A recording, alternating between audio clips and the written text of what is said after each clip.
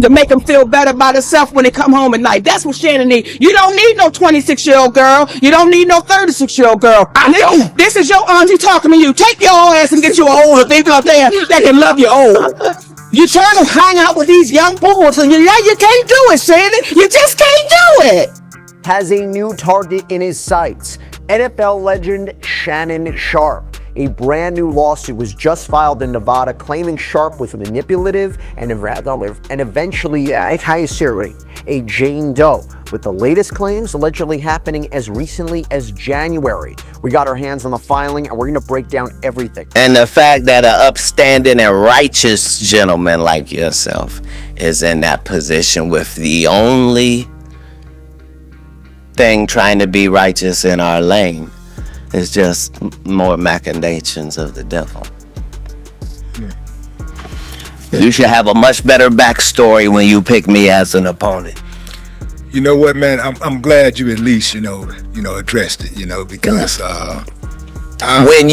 when you talk to him and tell him what the truth is, he won't be able to refute it. I told you earlier, he doesn't know this. How could he know? You know, the internet is going crazy after Katt Williams corroborated the SA accusation against Shannon Sharpe. Over the past few days, Shannon Sharpe has been fighting for his life, and you can bet that Katt's remarks are going to make his situation 10 times worse. A woman filed a lawsuit against Shannon a few days ago, alleging that he sexually assaulted and touched her during their courtship, and it appears like this could be the beginning of Shannon's demise. Shannon has been attempting to defend himself against the case, but his chances are not good. The fact that Katt Williams has so much energy to declare her support for Shannon is not helping either. You all know that things are going to go crazy when he threatens to splash some spicy tea on Shannon. So everyone, let us get started. You see, Katt Williams is taking pleasure in Shannon Sharpe's current legal predicament, and he is not even making an effort to conceal it at this time. For some time now, there have been reports that Shannon and Katt are at odds, ever since the interview anyway. At least since the notorious Club Shay Shay interview, and now he is not even attempting to conceal it. Additionally, their interview set a new record for the most viewed video podcast on YouTube, which is somewhat startling. You would think that they would get along well after all of that, would not you? They aren't, which is why Katt is taking pleasure in Shannon's demise. Rumor has it that Katt has been telling people that Shannon has always seemed strange to her. While he was in Club Shay Shay, he had suspicions about all of it. Katt seems to think that there may have been some truth to the accusations made against Shannon, which is crazy given how sloppy they are. What precisely are these accusations about then? And what is it that Katt believes to be true? A lady named Gabriella Zuniga filed the lawsuit claiming that she began flirting with Shannon in 2023 when she was 19, meaning he was 54 at the time. This is not looking well for Shannon right away because it was reckless to become connected with a youngster. For background, he was playing around with a woman who was 10 or 11 years younger than his youngest child, who would have been approximately 29 or 30 at the time. Even though Gabriella was legally an adult and everything is legal, it is nevertheless somewhat depressing and strange. In any case, Gabriella made a number of quite startling assertions in her lawsuit. To begin with, she wanted to conceal her identity, so she filed the complaint under the name Jane Doe. Her true name is only known to us because Shannon and his attorneys specifically included her in their statement. Something must be wrong with that as well. However, she claimed in her complaint that Shannon had manipulated and controlled her, and that he had shamelessly disregarded her requests for him to stop by SA-ing her from behind in October 2024 and January 2025. According to the lawsuit, which describes incidents of claimed physical violence and threats, Sharpe shouted and sobbed but would not accept the response, no. She stated that they had a consensual relationship for 2 years after meeting in a gym in Los Angeles, but that when she tried to tell her friends where she was, he became cruel and threatened to kill her. Additionally, she asserted that he insisted on filming their private conversations, sometimes without her consent, claiming that it was for his own benefit. She did, however, accuse Sharpe of repeatedly showing the footage to friends. Shannon, however, struck back extra hard in a statement issued by his lawyer because he was not going to allow his name to be dragged in the mud-like way. He shared transcripts of a few texts he received from Gabriella in the statement, and just so you know, they are really graphic. She stated in the text things like, "I want you to put a dog collar on my neck and choke me with it while you're effing me. I know you miss this big juicy ass. $25,000 for each cheek. Only if you put that baby gravy in me, then you can do whatever you want to me. I want want to put my tongue in your a-hole and then marry you. That's my daddy. I want you to put a big black baby in me. You better crave it because you're going to be stuck with it for life after you put a big black baby in me. I stated they were explicit, but it is just exhausting, you know. What is the fascination with this large black infant, though? That is really strange. Given that Gabriella is white, Shannon seems to be interested in race play of some kind, which, you know what? Even though he is a rural man, he has seen some things, so we will not even delve into the details of that issue just yet. In any case, Shannon's statement additionally said this lawsuit filed by Gabriella Zuniga and orchestrated by her attorney Tony Busby is a blatant and cynical attempt to shake down Mr. Sharpe for millions of dollars in her effort to extract a large financial settlement. Ms. Zuniga presented Mr. Sharpe with a secretly recorded video of a consensual intimate encounter. We believe that this video has been heavily edited and taken entirely out of context, crafted to falsify or portray a consensual act as a non-consensual. It continued, the evidence paints a clear picture. This was a consensual adult relationship that included role-playing, adult language, and fantasy scenarios explicitly requested by Ms. Zuniga. The edited tape that Ms. Zuniga secretly taped and showed Mr. Sharpe during her blackmail attempt tries to falsely portray as a result of this editing and out of context from prior text messages that the intimate activity was not consensual. Mr. Sharpe categorically denies all allegations of coercion or misconduct, especially the gross lie of SA, and will not submit to what he sees as an egregious attempt at blackmail. He stands firmly by the truth and is prepared to fight these false claims vigorously in court. He looks forward to vindication through due process and a judgment based on the facts and the law. Additionally, he uploaded a video in which he said that Tony Busby, the same attorney who filed the original case against Jay-Z, was blackmailing him. Additionally, he asserted that Busby would leak a misrepresented audio clip that was intended to harm his reputation. Additionally, he asserted that Gabriella and Busby's lawsuit sought $50 million. To my family, friends, supporters, and colleagues, I want to speak to you directly and from the heart. This is a shakedown. I'm going to be open, transparent, and defend myself because this isn't right. This is all being orchestrated by Tony Busby, who has targeted Jay-Z. Tony Busby targets black men, and I believe he's going to release a 30-second clip of that tape that tries to make me look guilty and play into every stereotype you could possibly imagine. That video should actually be 10 minutes or so. Hey Tony, instead of releasing your edit, put the whole video out. I don't have it, or I would myself. You know what happened, and you're trying to manipulate the media. The encounter in question took place during the day at her invitation, and now that appears to be a deliberate setting, coordinated by Gatling, also known as Carly, on OnlyFans. Gabby and Tony Busby want $50 million.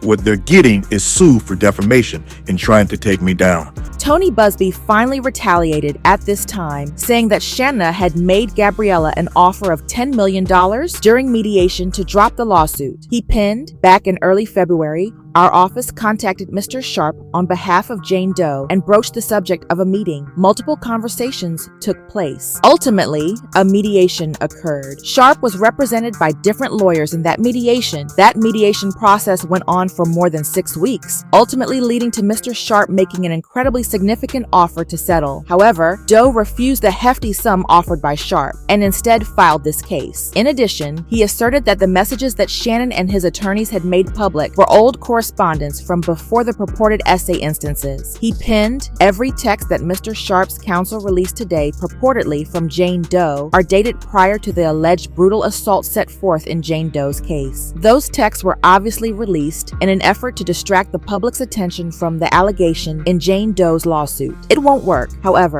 Mr. Busby was not finished with Mr. Shannon, since he also made public an audio recording in which Shannon was heard threatening to strangle Gabriella. I don't know. Anything I say, you're just gonna like get mad at and you're just gonna hang up on me, so I feel like I'm gonna hang up on you. what does that even mean? Yeah. You want to be a dick to me now, so. I don't want to be. Don't manipulate me. Oh, Lord have mercy. If you say that one more time, I'm going to fucking choke the shit out of you when I see He you. made a terrible remark about a large black man choking a petite white woman in another audio clip. Well, I'm not really interested in getting choked, so I guess we're going. I might choke you in public. big black-eyed, short, small white woman.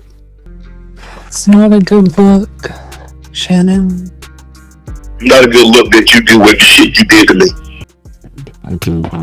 Okay, well, This is not looking good at all, you guys. Following the audio's release, Tony Busby wrote, "The contents of this clip are certainly not safe. They're not playful. They are instead disturbing and dangerous. The audio paints a very clear picture of how Sharpe treated Jane Doe, leading her to escape from him by leaving Nevada and blocking all contact with him. Additionally, he reaffirmed the allegations that Shannon's group made Gabriella a $10 million offer, adding, on the one hand, Mr. Sharpe and his lawyers claim that the case filed by Jane Doe is meritless.